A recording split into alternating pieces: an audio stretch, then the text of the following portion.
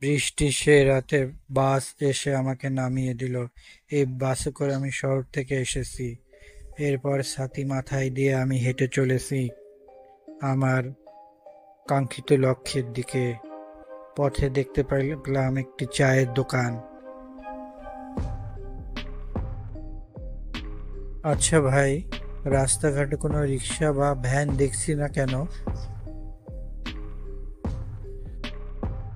আর এখানে মানুষের উপস্থিতি এত কম কেন ভাই? দোকানদার এবার আমার কথার দিকে এবং আমার দিকে নজর দিল। আরে আপনি কোথা থেকে আসছেন এই রাতে? আর কোথায় বা যাবেন? এমনি রাতের বেলা এই সময় এখানে গাড়ি রিক্সা কিছুই পাওয়া যায় না। আর এই বর্ষার রাতে তো কিছুই পাওয়া যাবে না। বলেন কি? হ্যাঁ হ্যাঁ, ঠিকই বলছি। এখান থেকে কোথাও যেতে হলে আপনাকে হেঁটেই যেতে হবে। এখন আর কিছুই পাবেন না। এর থেকে ভালো হয় আর একটা বাস ধরে যেখান থেকে এসেছেন সেখানে ফেরত যাওয়া। না, আমি ঠিক হেঁটে চলে যেতে পারবো, আপনাকে ধন্যবাদ। না না, চাঁদপুর গ্রামে একা যাবেন না। ওই পথটা ভালো না, প্রায় দুর্ঘটনা ঘটে। যানবাহন নেই তো আবার দুর্ঘটনা? না মানে অন্য কিছু। আপনি তো বেশ মজার লোক। অন্য কিছু মানে আবার কি? ঠিক বুঝলাম না। না মানে এই ভূত টুত দেখা যায় আর কি। আর ওইসব ভূত টুতে আমি বিশ্বাস করি না। কোনো সমস্যা নেই, আপনাকে ধন্যবাদ। গত সপ্তাহে একজন ভয় পেয়ে অজ্ঞান হয়ে গিয়েছিল ওই পথে যাওয়ার সময়। হয়তোবা কোনো অসুস্থতার কারণে সে অজ্ঞান হয়ে গিয়েছিল। ভূত বলে আসলে কিছুই হয় না, ওটা মানুষের কল্পনা। আমার দায়িত্ব ছিল আপনাকে সাবধান করার। এবার মানা না মানা আপনার ব্যাপার। আচ্ছা, ভালো থাকবেন। আসার পথে আবার আপনার সাথে দেখা করব। এখন তাহলে যাই।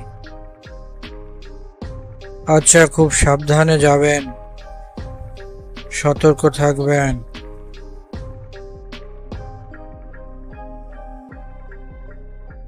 এরপরে আমি চললাম সেই অজানা পথে। আসলে আমি যাচ্ছিলাম আমার বোনের শ্বশুর বাড়িতে। বোনের বিবাহের সময় আমি থাকতে পারিনি। আমি দেশের বাইরে ছিলাম এবং দেশে এসে বোনের শ্বশুর বাড়ির দিকে যাচ্ছি। আসতে আসতে অনেক রাত হয়ে গেল। আর বর্ষা, প্রচন্ড বৃষ্টিপাত হচ্ছে চারিদিকে।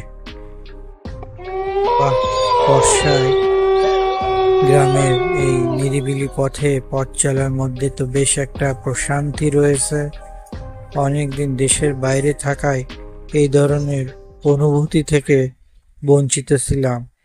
এখন বেশ ভালো লাগছে। হঠাৎ আমি দেখতে পেলাম একটি গাছের নিচে একটি লোক দাঁড়িয়ে আছে। আরে কি ব্যাপার? এই বর্ষার রাতে ছাতি ছাড়া একটা লোক এভাবে দাঁড়িয়ে আছে। আরে ভাই, কি ব্যাপার? এই বর্ষায় এখানে একা একা এভাবে দাঁড়িয়ে আছেন কেন? আমি দেখতে পেলাম রহস্যময় ওই লোকটি কোনো কথা বলছে না। আমি আবারও পথ চলা শুরু করলাম। যাকগে, এইদিকে মন দেওয়ার মতো সময় আমার নেই। দ্রুত বোনের বাড়ি আমাকে হেঁটে পৌঁছাতে হবে। আমি হেঁটে হেঁটে চলেছি। হঠাৎ আমি অনুভব করলাম ওই লোকটিও আমার পিছু পিছু আসছে। যাক, ভালোই হলো, গল্প করতে করতে যাওয়া যাবে। এই বর্ষার রাতে একজন সঙ্গী পেয়ে বেশ ভালোই হলো। একজন সঙ্গী পেয়ে তার সাথে কথা বলতে বলতে এরপর আমি অনুভব করলাম একটি না, আরো একটি লোক যেন আমার পিছনে রয়েছে। ওই লোকটির মাথায় অবশ্য ছাতি রয়েছে। হয়তো বা কোনো ওই গ্রামের পথচারী হবে। কিন্তু এই লোকটা কেমন যেন অস্বাভাবিক, মাথাটা কেমন করছে, কোনো কথা বলছে না কেমন যেন ঘাড় উঁচু করে হাঁটে, মাথাটা আবার নিচু। অদ্ভুত লোক তো। আরে ভাই, আপনি কি কথা বলতে জানেন না? কোথায় যাবেন আপনি? না, তবুও কোনো কথা সে বলছে না। এবার আমার গাটা একটু ছমছম করছে। হেঁটে তো বেশ গ্রামের ভিতরের দিকে চলে এসেছি, গ্রামের কাছাকাছি বলে মনে হচ্ছে, কিন্তু আশেপাশে কোনো বাড়ি ঘর নেই, শুধু দুই পাশে জমি। আর ওই দুইটা লোক আমার পিছু পিছু হেঁটে আসছে। আমি দাঁড়িয়ে গেলে তারা দাঁড়িয়ে যাচ্ছে, আমি আবার হাঁটা শুরু করলে আবার হাঁটছে, অথচ কোনো প্রশ্নের উত্তর দিচ্ছে না তারা। আসলে তারা কারা?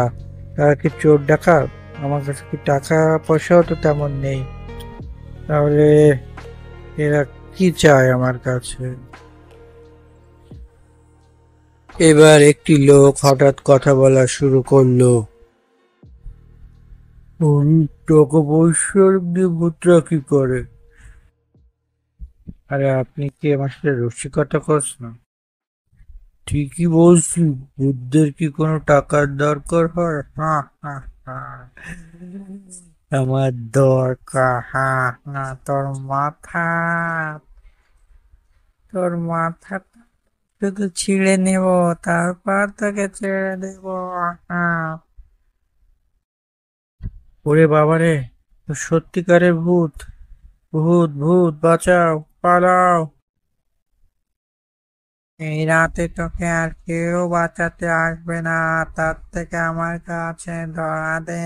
হা হা হা হা হা হা। শুধু তোর মুন্ডুটাই তো ছিঁড়ে নেব।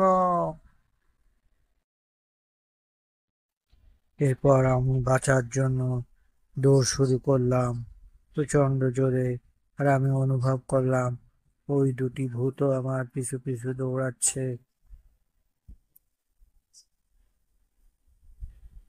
অজানা পথে আমি দৌড়াতে দৌড়াতে একটা বাড়ির নিকটে যে পৌঁছালাম, তখন দেখি ওই ভূত দুটিকে আর দেখা যাচ্ছে না।